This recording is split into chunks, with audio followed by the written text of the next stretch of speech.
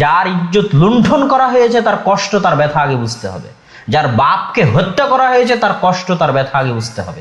যে হত্যা করেছে তার কষ্ট তার ব্যথা এখানে বোঝার সময় নেই। যে ধর্ষণ করেছে তার কষ্ট তার ব্যথা বোঝার সময় এখানে নেই। গোপনে কোনো সেলের মধ্যেই শাস্তি হবে না, এটা খোলা মাঠে হতে হবে এবং একদল মানুষকে, জনসমাজকে এই শাস্তি দেখতে হবে যাতে তারা সেখান থেকে শিক্ষা নেয়। তাদের জন্য 4টে শাস্তি আল্লাহ বলেছেন, ইউকাত্তালু, হয় তাদেরকে হত্যা করতে হবে, আও ইউসাল্লাবু, অথবা তাদেরকে শুলিতে চড়িয়ে হত্যা করতে হবে, পেরেক দিয়ে মেরে তাদেরকে হত্যা করতে হবে, আও তুকাত্তা আইদিহিম ওয়া আরজুলুহুম, অথবা তাদের হাত এবং পা কেটে দিতে হবে, ডান হাত বাম পা অথবা বাম হাত ডান পা, উল্টা দিক বিপরীত দিক থেকে হাত কেটে দিতে হবে, অথবা আও ইউনফাউ মিনাল আরজ, চিরস্থায়ী পৃথিবী থেকে তাদেরকে নির্বাসনে, জেলখানায় হোক অন্য কোথায় হোক স্থায়ীভাবে নির্বাসনে পাঠাতে হবে। এই 4টে শাস্তি আল্লাহ সুবহানাহু ওয়া তাআলা কোরআনে বলেছেন। উল্লেখ্য যে যদিও ধর্ষণকে এবং নারী নির্যাতনকে মধ্যযুগীয় নামে নামকরণ করা হয়, কিন্তু আমরা বলবো এই আধুনিক যুগেও আধুনিক নিয়ম কানুনও, আধুনিক সভ্যতাও মানুষকে ধর্ষণের মতো অপরাধ থেকে দূরে রাখতে পারেনি। বরং যারা আধুনিক সভ্যতার দাবিদার সেই সমস্ত দেশগুলোতেও ধর্ষণ অহরহ প্রতিনিয়ত বেড়ে উঠছে, যা ধর্ষণের স্ট্যাটিস্টিক্স, পরিসংখ্যান, দেশভিত্তিক পরিসংখ্যান দেখলেই সহজেই অনুমেয় হয়। সুতরাং আধুনিক নিয়মকানুন যে ধর্ষণ প্রতিরোধে অক্ষম এবং ব্যর্থ, এতে সন্দেহের বিন্দুমাত্র অবকাশ নেই বললেই চলে। সেখানে আমরা লক্ষ্য করব যে ইসলাম ধর্ষণ প্রতিরোধে কী ধরনের ব্যবস্থাপনা গ্রহণ করেছে। আমরা জানি যে রোগের ক্ষেত্রে আমরা 2টা ব্যবস্থাপনার কথা শুনি, বাংলায় বলে প্রতিরোধ আর প্রতিকার, এবং সবসময় বিজ্ঞানীরা বলে থাকে যে প্রতিরোধটা সবচেয়ে বেশি জরুরি। যেমন আমরা করোনা ভাইরাসের সময় শুনেছি, যেহেতু করোনা ভাইরাসের কোনো ভ্যাকসিন নাই, অতএব আমাদের শরীরের রোগ প্রতিরোধ ক্ষমতা বাড়াতে হবে, এটা হলো প্রথম পদক্ষেপ। তারপরে অসুস্থ হয়ে গেলে সেটার চিকিৎসা করতে হবে, সেটা দ্বিতীয় পদক্ষেপ। তো ইসলাম একটি সমাজকে শান্তিপূর্ণ, একটি সমাজকে ধর্ষণ মুক্ত রাখতে যে পদক্ষেপগুলো নেয় সেটা 2টে। একটা হচ্ছে প্রতিরোধমূলক, আরেকটি হচ্ছে প্রতিকারমূলক। প্রতিরোধমূলক এই জন্য যে ধর্ষণের বীজ যেন সমাজে রোপিতই না হয়, ধর্ষণের অঙ্কুর যেন সমাজে স্থানই গ্রহণ করতে না পারে। এই জন্য ইসলামের সামাজিক নিয়মকানুন অনেক স্ট্রিক্ট। আজকে যারা দেখবেন যে ধর্ষণের বিরুদ্ধে মিছিল করছে, তারা কিন্তু এই প্রতিরোধমূলক ব্যবস্থাকে অবজ্ঞা করে এবং প্রতিরোধমূলক এই ব্যবস্থাকে বৃদ্ধাঙ্গুলি দেখায় এবং এটাকে মৌলবাদ এবং এটাকে অনেক নিম্নের দৃষ্টিতে দেখে সেটাকে ছোট করতে চায়। অথচ এই প্রতিরোধমূলক ব্যবস্থা ছাড়া সমাজে ধর্ষণ বন্ধ করা সম্ভব নয়। সেই প্রতিরোধমূলক ব্যবস্থার একটি হচ্ছে, ছেলেদের ক্ষেত্রে ইসলাম চক্ষু নিচু রাখার কথা বলেছে, মেয়েদের ক্ষেত্রে ইসলাম পর্দা রক্ষা করার কথা বলেছে, আর 3 নাম্বার হচ্ছে সার্বিকভাবে সমাজে যেন অশ্লীলতা না ছড়ানো হয় সেটার বিষয়ে ইসলাম অনেক কঠোর পদক্ষেপ নিয়েছে। যেমন আমরা সূরা নূরের 19 নম্বর আয়াতে আল্লাহ সুবহানাহু ওয়া তাআলা স্পষ্ট বলেছেন যে ইন্নাল্লাযীনা ইউহিব্বুন, যারা মুমিনদের মধ্যে আল ফাহিশা, অশ্লীলতা ছড়াতে চায়, তাদের জন্য রয়েছে কঠিন এবং ভয়াবহ শাস্তি। অশ্লীলতা ছড়ানো মানে ওয়েব সিরিজের নামে, নাটকের নামে, মুভির নামে, পর্নোগ্রাফির নামে সর্বত্র আপনি অবৈধ সম্পর্ককে প্রমোট করতেছেন, সর্বত্র আপনি যুবক সমাজকে যৌন সুরসুরি দিচ্ছেন, সর্বত্র আপনি গান বাজনা, বাদ্যযন্ত্র, নাচ গানের মাধ্যমে সমাজে অশ্লীলতা ছড়িয়ে দিচ্ছেন। ইসলাম এই অশ্লীলতাকে কঠোরভাবে বন্ধ করতে চায় যেন সমাজে ধর্ষণের বীজই বপন কেউ করতে না পারে। তাহলে ইসলামের প্রতিরোধমূলক ব্যবস্থাটা হচ্ছে অনেক জরুরি, যেটা আধুনিক যুগের যারা নিয়ম কানুন প্রণয়ন করে, যারা নিজেদেরকে আধুনিক সভ্যতার দাবিদার, তারা এটাকে গ্রহণ করতে চায় না এবং এটাকে গ্রহণ না করার কারণে তারা শতভাগ ধর্ষণ বন্ধে এখন পর্যন্ত সফলতা দেখাতে পারেনি। সেটা পৃথিবীর উন্নত রাষ্ট্র আমেরিকা হোক, সেটা আমাদের পার্শ্ববর্তী দেশ ভারত হোক, আর পৃথিবীর যে দেশই হোক, এবং পারবেও না, এটাই সত্য। আর দ্বিতীয় পদক্ষেপ হচ্ছে প্রতিকারমূলক ব্যবস্থাপনা। প্রতিকারমূলক ব্যবস্থাপনার কথা আমরা বক্তব্যের শেষের দিকে আসব। তাহলে ইসলামের একটা মৌলিক নীতি আমরা দেখলাম, ধর্ষণ প্রতিরোধে ইসলাম প্রতিরোধ, আগে সমাজের যেন রোগ প্রতিরোধ ক্ষমতা যেন থাকে, সমাজে যেন রোগটা জায়গায় না করতে পারে, এটার ব্যবস্থা, তারপরে প্রতিকার। ইসলামের দ্বিতীয় পয়েন্ট হচ্ছে যে ইসলামে ইচ্ছায় সংঘটিত হোক অনিচ্ছায় সংঘটিত হোক, বিবাহ বহির্ভূত যে কোনো প্রকার যৌন সম্পর্ক ইসলামে সমান অপরাধ বলে বিবেচিত হয়, সেটা ইচ্ছাই হোক অনিচ্ছাই হোক। কিন্তু আধুনিক নিয়ম কানুনে বা সেকুলার নিয়ম কানুনে তখনই সেটাকে শাস্তিযোগ্য অপরাধ মনে করা হয় যখন সেটা অনিচ্ছা এবং জোরপূর্বক সংঘটিত হয়ে থাকে। এছাড়া যদি সেটা ইচ্ছায় হয়, দুইজনের সম্মতিতে হয়, যদিও সেটা বিবাহ বহির্ভূত, সেই ক্ষেত্রে সেকুলার নিয়ম কানুন চুপ থাকে। তাহলে তার একজন মানুষকে ইচ্ছায় অবৈধভাবে যৌন সম্পর্কের অনুমতি দিচ্ছে, আবার সেই যখন অনিচ্ছায় করতে আসছে তখন তাকে বাধা দিচ্ছে।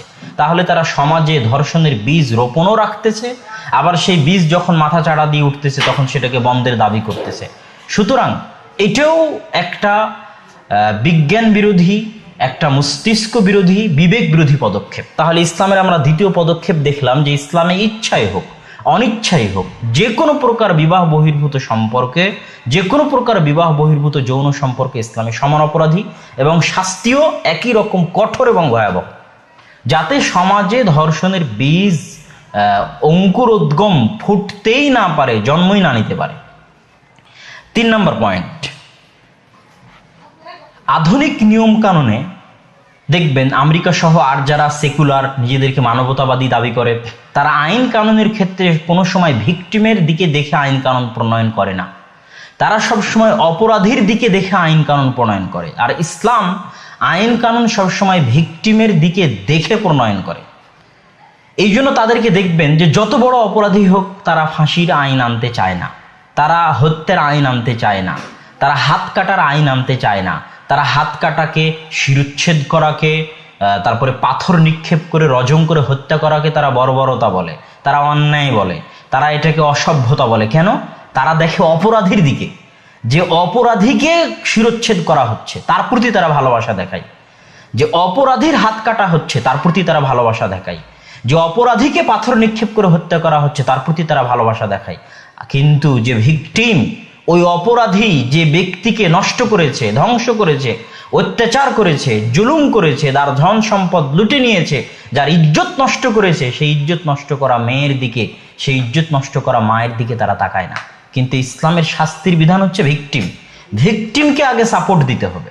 যার ইজ্জত লুণ্ঠন করা হয়েছে তার কষ্ট, তার ব্যথা আগে বুঝতে হবে। যার বাপকে হত্যা করা হয়েছে তার কষ্ট, তার ব্যথা আগে বুঝতে হবে। যে হত্যা করেছে তার কষ্ট, তার ব্যথা এখানে বোঝার সময় নেই। যে ধর্ষণ করেছে তার কষ্ট, তার ব্যথা বোঝার সময় এখানে নেই। সুতরাং এই দৃষ্টিকোণ থেকেও আধুনিক যুগের নিয়ম কানুন ব্যর্থ, মস্তিষ্ক বিরোধী, বিবেক বিরোধী, বিজ্ঞান বিরোধী, এবং ইসলামের নিয়ম কানুনই হচ্ছে সঠিক, সুন্দর এবং সত্য। তাহলে আমরা ইসলামের ধর্ষণ প্রতিরোধে 3টে নিয়মের মূলনীতি আমরা মাথায় রাখতে পারি। 1 নম্বর মূলনীতি হচ্ছে ইসলামে ইচ্ছাই হোক অনিচ্ছাই হোক, বিবাহ বহির্ভূত যে কোনো যৌন সম্পর্ক সমান অপরাধী। 2 নম্বর হচ্ছে ইসলাম শুধু প্রতিকার নয়, প্রতিরোধমূলক ব্যবস্থাও চায়, অনেক জোরদারভাবে এবং কঠোরভাবে। 3 নম্বর হচ্ছে ইসলাম শাস্তি প্রয়োগ করে ভিকটিমের দিকে দেখে, নট অপরাধীর দিকে দেখে। এবার আমরা আসি ধর্ষণের শাস্তি। আমরা জানি, প্রথমেই বলেছি ইচ্ছায় অনিচ্ছায় দুটোই সমান, তথা ইচ্ছায় জেনা আর অনিচ্ছায় যেটাকে আমরা ধর্ষণ নাম দিই। তো ইসলামে জেনার শাস্তি উল্লেখ করা হয়েছে, স্পষ্টভাবে ধর্ষণের কোনো শাস্তি, যে এটা ধর্ষণ এটার শাস্তি, এরকম কোনো উল্লেখ করা নাই। কেন? যে কাজটা ইচ্ছায় সংঘটিত হয় তার যদি এত ভয়াবহ শাস্তি হয়, সেটা যদি কেউ অনিচ্ছায় করে তাহলে এটা তার চেয়ে বড় ভয়াবহ অপরাধ। তাহলে ইচ্ছায় যখন দুইজন সম্মতিক্রমে জেনা করতেছে তখন ইসলামের হুকুম হচ্ছে যে যদি অবিবাহিত হয় তাহলে 100 লাঠি পিটাতে হবে। আল বিক্র বিল বিক্রি জালদু মিয়া। আল্লাহ সুবহানাহু ওয়া তাআলা কোরআনেও স্পষ্ট করে বলেছেন যে আয-যানিয়াতু ওয়াজ-যানি ফাজলিদু কুল্লা ওয়াহিদিম মিনহুমা মিআত জালদা। তথা ছেলে মেয়ে উভয়ই যদি ইচ্ছাকৃতভাবে জেনা করে আর তারা যদি অবিবাহিত হয় তাহলে তাদেরকে 100 লাঠি পিটাতে হবে, 1 বছরের জন্য দেশ থেকে দেশান্তরিত করতে হবে। আর যদি বিবাহিত হয় তাহলে তাদেরকে চারিদিক থেকে পাথর নিক্ষেপ করে, পাথরের মাধ্যমে নিক্ষেপ করে করে হত্যা করতে হবে। এবং আরেকটা শর্ত হচ্ছে এই শাস্তি আল্লাহ সুবহানাহু ওয়া তাআলা কোরআনে বলে দিয়েছে, ওয়াল ইয়াশহাদ, এই শাস্তি যেন একদল মুসলিম দেখে।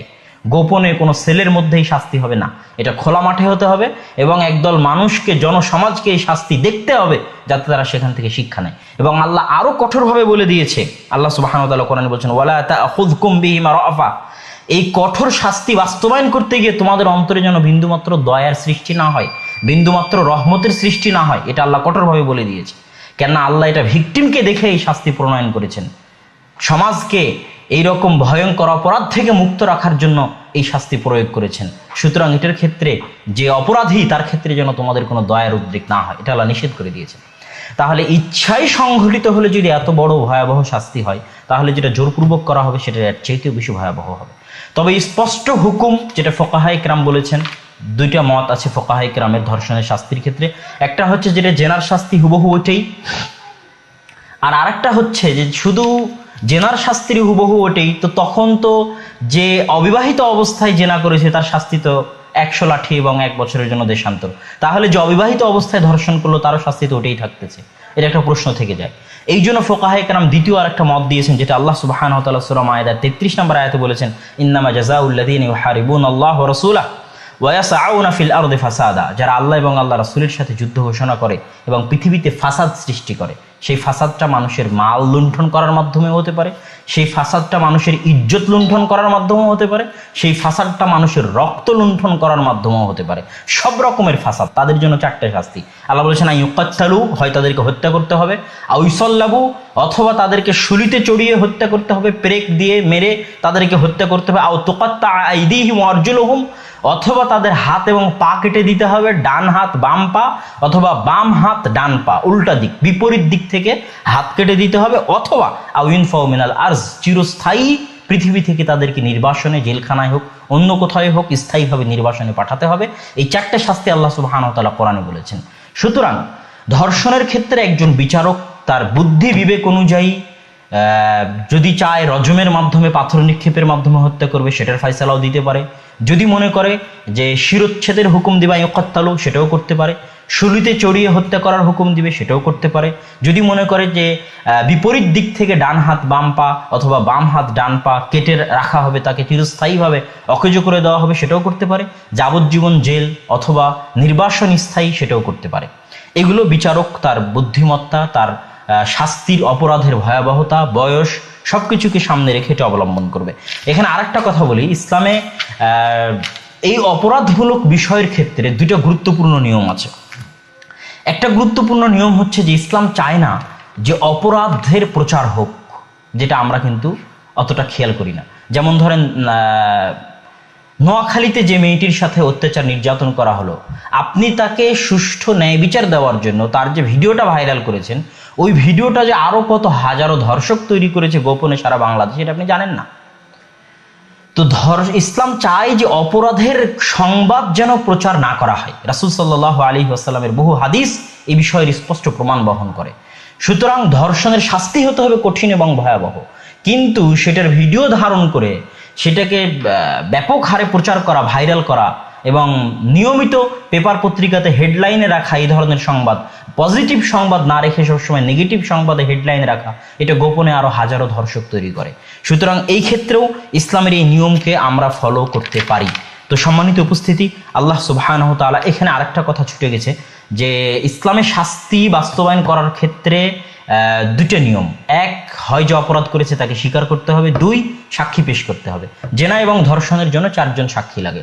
আর যদি ভিডিও টিডিও ইত্যাদি থাকে সেটা কারিনা হিসেবে, মাধ্যম হিসেবে ব্যবহার হতে পারে, কিন্তু মাধ্যম দুটোই। হয় অপরাধীকে স্বীকৃতি দিতে হবে বিচারকের সামনে, অথবা 4 জন সাক্ষী পেশ করতে হবে, যেটা আল্লাহ সুবহানাহু ওয়া তাআলা সূরা নূরের মধ্যে স্পষ্টভাবে ঘোষণা করেছেন। তো আল্লাহ সুবহানাহু ওয়া তাআলা আমাদেরকে এবং আমাদের সকলকে পৃথিবীতে, শুধু বাংলাদেশ নয় সারা পৃথিবীতে ধর্ষণ মুক্ত রাখার জন্য ইসলামের যে নিয়ম কানুনগুলো রয়েছে, ইসলামের যে পদক্ষেপগুলো রয়েছে, সেগুলো বাস্তবায়ন করার তৌফিক দান করুক। এবং একমাত্র এই পদক্ষেপই পৃথিবীবাসীকে ধর্ষণের মতো এত মহান, জঘন্য, ন্যাক্কারজনক অপরাধ থেকে মুক্তি দিতে পারে। আর দ্বিতীয় কোনো নিয়ম, আর দ্বিতীয় কোনো বিধান, কোনো আইন পৃথিবীবাসীকে মুক্তি দিতে পারে না। এটাই ঠিক, এটাই সত্য। আল্লাহু আ'লাম বিসওয়াব ওয়া সাল্লাল্লাহু আলা নবী ওয়া সাল্লাম। আসসালামু আলাইকুম ওয়া রাহমাতুল্লাহি ওয়া বারাকাতুহু।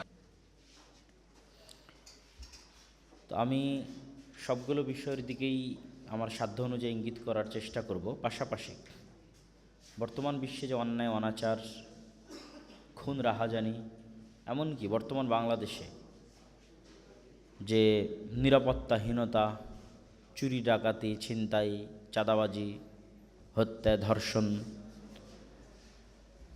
সমগ্র পৃথিবীব্যাপী এবং বর্তমান বাংলাদেশেও যে অপরাধ প্রবণতা, এমনকি বিশ্বের উন্নত দেশেও, যদি আমরা ক্যালিফোর্নিয়া, লস অ্যাঞ্জেলসের কথা বলি, তাহলে যতক্ষণ আইনের প্রয়োগ আছে ততক্ষণ মানুষ ভালো আছে। যখন আগুন লেগে গেছে, দাবানল ছড়িয়ে পড়েছে, আইন প্রয়োগকারী কোনো সংস্থা নাই, তখন সেই আমেরিকার, সেই লস অ্যাঞ্জেলসের, সেই ক্যালিফোর্নিয়ার মানুষেরাই বাড়িঘর থেকে মানুষের সহায় সম্পত্তি, সম্বল সব চুরি, ছিনতাই, ডাকাতি করে নিয়ে চলে যাচ্ছে, যা প্রত্যেক দিন আমরা নিউজ পেপার এবং টিভি চ্যানেলগুলোতে দেখেছি। তাহলে এই যে একটা কৃত্রিম শান্তি এবং নিরাপত্তা, এই কৃত্রিম শান্তি নিরাপত্তা আসলে কোনো স্থায়ী শান্তি নিরাপত্তা নয়। প্রাকৃতিক শান্তি নিরাপত্তা স্থায়ী শান্তি নিরাপত্তা। সেটি কিভাবে প্রতিষ্ঠিত হবে? রাসূলুল্লাহ সাল্লাল্লাহু আলাইহি ওয়াসাল্লাম যেই যুগে প্রেরিত হয়েছিলেন সেই যুগকে বলা হয় আইয়ামে জাহিলিয়াত, জাহিলিয়াতের অন্ধকারাচ্ছন্ন যুগ।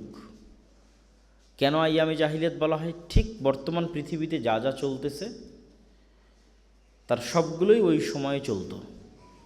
এই চুরি, ডাকাতি, ছিনতাই, চাঁদাবাজি, খুন, ধর্ষণ, রাহাজানি, যত অপরাধ পৃথিবীতে হতে পারে তার সকল অপরাধের স্বর্গরাজ্য ছিল তৎকালীন আইয়ামে জাহিলিয়াতের সময়। তো রাসূলুল্লাহ সাল্লাল্লাহু আলাইহি ওয়াসাল্লাম সেই আইয়ামে জাহিলিয়াতের নিরাপত্তাহীনতাকে, অশান্ত পরিবেশকে কিভাবে নিরাপত্তার চাদরে ঢেকে দিয়েছিলেন, কিভাবে শান্ত করেছিলেন, মানুষগুলোকে প্রাকৃতিকভাবেই শান্তি, নিরাপত্তা ও ন্যায় প্রতিষ্ঠাকারী বানিয়েছিলেন, তা পৃথিবীর ইতিহাসের এক বিরল ও ঐতিহাসিক দৃষ্টান্ত। তো আমরা বর্তমান পৃথিবীতে ব্যক্তিগত, পারিবারিক, সামাজিক এবং রাষ্ট্রীয় সকল জীবনে যে চরম অস্থিরতা, যে চরম অশান্তি, মানসিক থেকে শুরু করে সকল রকমের একটা সময়ের মধ্যে দিয়ে যাচ্ছি, এগুলোর সমাধানটা আসলে কি এবং কিভাবে সম্ভব, এটি জানতে হলে আসলে যাত্রাটা শুরু থেকেই করা উচিত। মানুষের সৃষ্টি রহস্যের শুরু, পৃথিবীর শুরু, সেখান থেকে যদি যাত্রা হয় তাহলে আমাদের জন্য সিদ্ধান্ত নেওয়া, করণীয় ঠিক করা সহজ হয়ে যাবে। আল্লাহ সুবহানাহু ওয়া তাআলা মানুষকে খলিফা বলেছেন, ইন্নী জাইলুন ফিল আরদি খলিফা। তো এই খলিফা মানে আমরা যেটা বুঝি সেটা নয়। এই খলিফা হচ্ছে কারো স্থলাভিষিক্ত, কারো পরিবর্তে কারো জায়গায় প্রতিস্থাপন, এক্সচেঞ্জ। তো কার জায়গায় প্রতিস্থাপন হচ্ছে? এই পৃথিবী গত হাজারো লক্ষ বছর যাবৎ জিনেরা আবাদ করে আসতেছে। তো জিনদের পরস্পরের মারামারি, গণ্ডগোল, চুরি, ছিনতাই, রাহাজানি, ডাকাতি, ধর্ষণে ফেরেশতারা বিরক্ত। আর কত অপরাধ কন্ট্রোল করা যায়? তখন আল্লাহ সুবহানাহু ওয়া তাআলা সিদ্ধান্ত নিলেন তিনি নতুন সৃষ্টি করবেন। তখন ফেরেশতারা কি বললেন? এখন যা চলতেছে সেটাই বললেন যে আল্লাহ এক জিন জাতির চুরি, হত্যা, ছিনতাই, রাহাজানি, ধর্ষণ কন্ট্রোল আমরা করতে পারি না, আর এক জাতি তৈরি করবেন, তারাও একই কাজ করবে। ইফসিদুনা ফিল আরজ, জমিনে ফাসাদ সৃষ্টি করবে। কিন্তু আল্লাহ সুবহানাহু ওয়া তাআলা বললেন, আমি যা জানি তোমরা তা জানো না।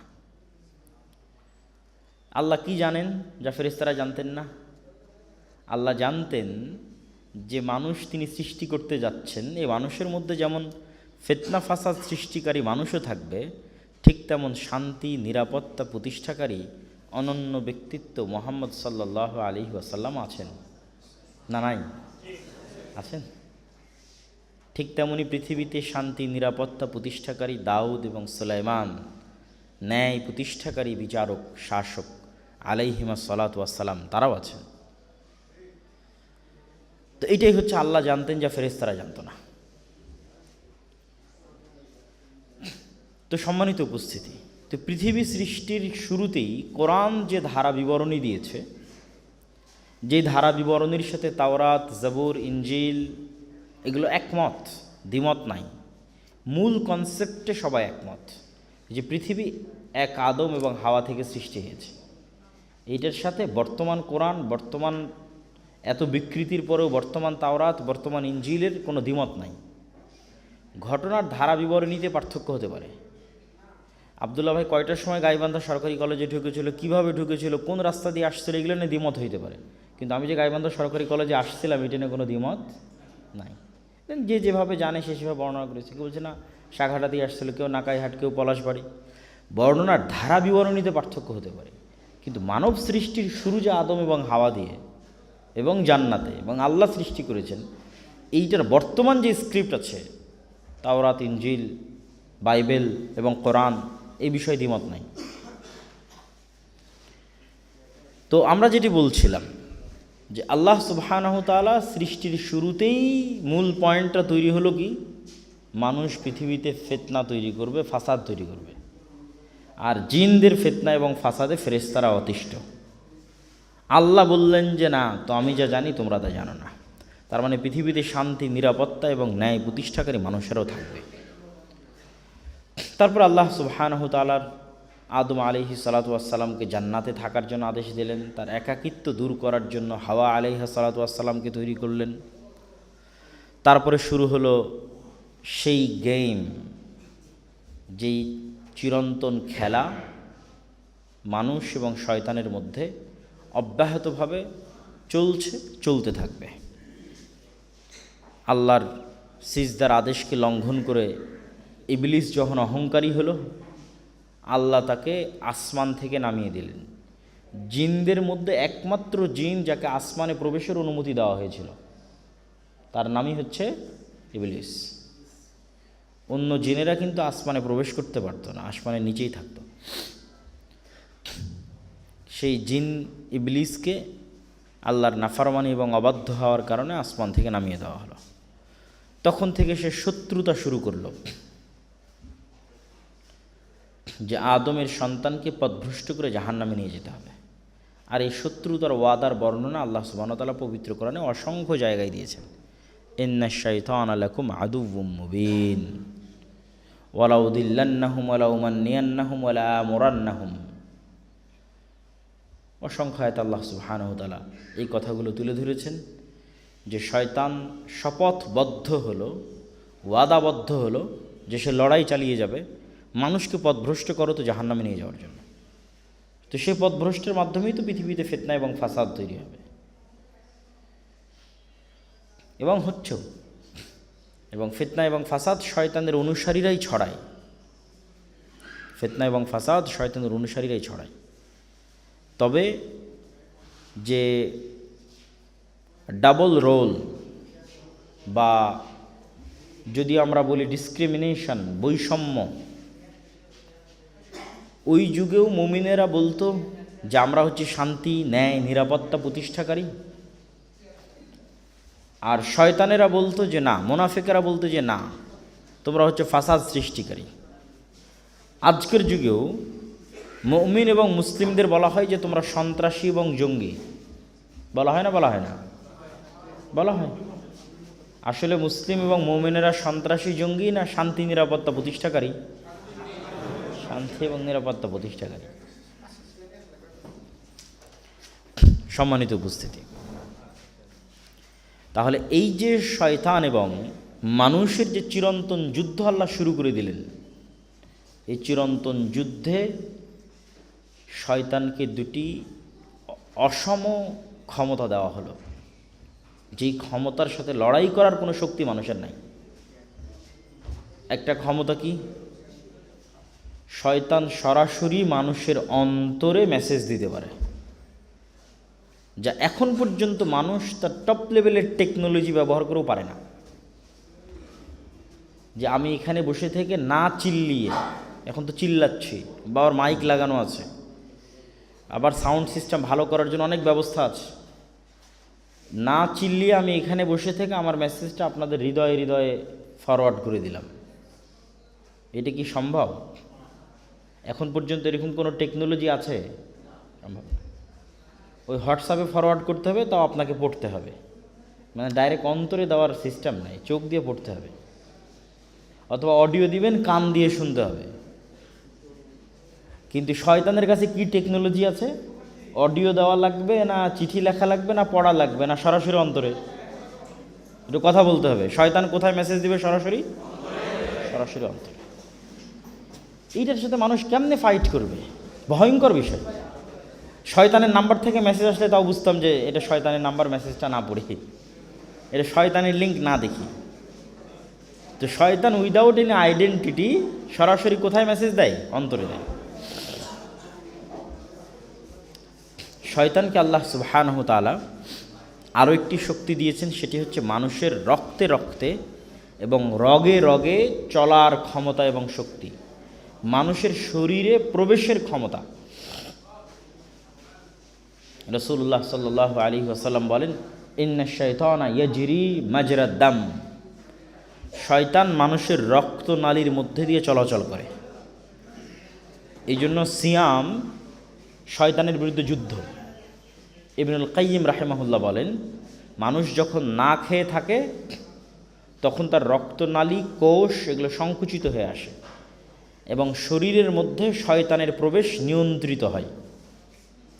আর যখন মানুষ পেট পূর্ণ করে খাবার খায় এবং অতিরিক্ত ঘুমায়, তখন ওই শরীরের মধ্যে শয়তানের প্রবেশ অত্যন্ত সহজ হয়।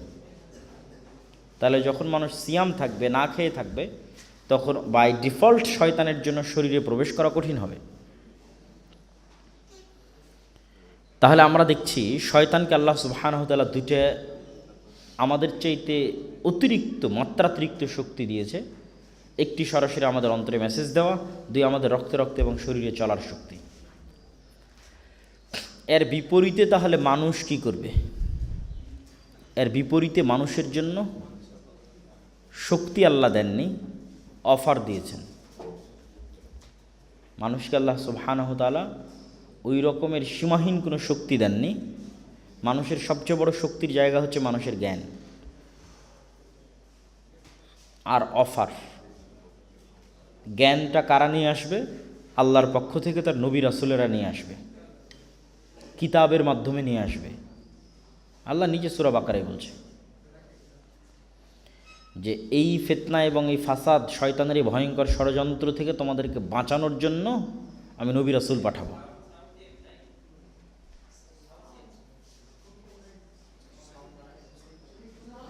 আমার পক্ষ থেকে অবশ্যই তোমাদের নিকটে হেদায়েত আসবে। ফামান তাবিআ হুদায়া ফালা খাউফুন আলাইহিম ওয়ালা হুম ইয়াহজানুন। তো ওই হেদায়েত আল্লাহ নবীদের মাধ্যমে পাঠাবে, ওই জ্ঞান আল্লাহ নবীদের মাধ্যমে পাঠাবে। এই জন্য কিন্তু পৃথিবীর কোনো স্কুল, কলেজ, ইউনিভার্সিটির সিলেবাস আপনাকে বলবে না পৃথিবীতে শয়তানের অস্তিত্ব আছে, শয়তান তোমাদের অন্তরে ওয়াসওয়াসা দেয়, অতএব তোমরা শয়তানের বিরুদ্ধে লড়াই করো। এই নলেজ তো নাই পৃথিবীর কারো কাছে। এই জ্ঞান একমাত্র আল্লাহ নবীদেরকে দিয়েছে। নবীরা ওই কিতাবের মাধ্যমে মানুষের মধ্যে দিয়েছে যে পৃথিবীতে শয়তানের অস্তিত্ব আছে এবং তোমাদের শয়তানের বিরুদ্ধে লড়াই করতে হবে, এবং কন্টিনিউয়াসলি শয়তান তোমাদেরকে জাহান্নামের দিকে নিয়ে যাওয়ার জন্য চেষ্টা করতেছে। তো শয়তান মানুষকে যতগুলো কাজে প্রলুব্ধ করে, উৎসাহিত করে, আপনাদের এই বিখ্যাত হাদিস জানা থাকার কথা, ইবলিস যখন সমুদ্রের উপর তার সিংহাসন বসায় এবং শয়তানেরা যখন দৈনিক কারগুজারি, দৈনিক অ্যাক্টিভিটিস সাবমিট করে যে আমরা আজকে সারাদিনে এই করেছি, তখন সবচেয়ে বেশি শয়তান খুশি হয় যদি স্বামী এবং স্ত্রীর মধ্যে গণ্ডগোল লাগিয়ে তালাক করিয়ে দিতে পারে। সহিহ হাদিস। তাহলে বোঝা যাচ্ছে শয়তান পৃথিবীতে ফাসাদ তৈরি করাকে সবচেয়ে পছন্দ করে। ইন্ডিভিজুয়াল অপরাধ যা আল্লাহর সাথে সম্পৃক্ত, এইটার চাইতেও শয়তান বেশি খুশি হয় যদি সমাজের মধ্যে শান্তি শৃঙ্খলা বিনষ্ট করা যায়। তার প্রমাণ হচ্ছে ওই হাদিস। ইন্ডিভিজুয়াল অপরাধ বলতে আমি কি বুঝালাম? যেমন মানুষ হয়তো তার নিজের জায়গায় কোনো একটা অপরাধ করতেছে, ধরেন সালাত আদায় করলো না, সিয়াম পালন করলো না, অথবা গান শুনতেছে, অশ্লীল দৃশ্য দেখতেছে। এই ইন্ডিভিজুয়াল যে অপরাধগুলো সে করতেছে, অবশ্যই সালাত পরিত্যাগের গুনাহ সবচেয়ে বড়। তবে স্বাভাবিক অপরাধের লিস্টে দেখবেন রাসূলুল্লাহ সাল্লাল্লাহু আলাইহি ওয়াসাল্লাম নিরপরাধ মানুষকে হত্যা করা, এই অপরাধটা সুদের অপরাধ, এগুলোকে সবসময় শীর্ষস্থানে রেখেছে। শিরকের পরপরই স্থান দেওয়া আছে পিতামাতার অবাধ্যতা, মানে শিরকের গুনাহের পরপরই স্থান দেওয়া আছে কি পিতামাতার অবাধ্যতা, কি ফিতনা, ফাসাদ, বিশৃঙ্খলা। তারপরে দেওয়া আছে নিরপরাধ মানুষকে হত্যা। নিরপরাধ মানুষকে হত্যা কি ফিতনা, ফাসাদ, বিশৃঙ্খলা, মানুষের সাথে সম্পৃক্ত গুনাহ। আমাদের বর্তমান যুগের মুসলমানদের সবচেয়ে বড় সমস্যা হয়েছে যে আমরা ইসলামকে বাহ্যিক কিছু রিচুয়ালস, আনুষ্ঠানিকতার মধ্যে সীমাবদ্ধ মনে করেছি। বাহ্যিক কিছু আনুষ্ঠানিকতার মধ্যে সীমাবদ্ধ মনে করেছি বলতে কি বোঝাচ্ছি? আমরা মুসলমানেরা মনে করেছি যে ইসলাম মানে শুধু 5 ওয়াক্ত সালাত, ইসলাম মানে রমজান আসতেছে সিয়াম না খেয়ে থাকা, ইসলাম মানে হজ করা, ইসলাম মানে মসজিদ মাদ্রাসা আর জালসা হলে কিছু দান করা। এবং এতটুকু ধারণার ভুল প্রয়োগ কিভাবে হয়? একজন শিক্ষক সঠিক সময়ে ক্লাসে উপস্থিত হচ্ছে না, নিয়মিত ক্লাস নিচ্ছে না, অনুপস্থিত থেকে বেতন নিচ্ছে, তারপর সে মনে করতেছে আমার তো দাঁড়িয়ে আছে, আমি তো নামাজি, আমি তো অনেক বড় আল্লাহওয়ালা। তাহলে এই রং কনসেপ্ট কিভাবে তার মাথার মধ্যে ঢুকলো? মানে সে ইসলাম বুঝেইনি যে ইসলাম কি। ঠিক আরেকজন AC land, OC, DC, SP, সচিব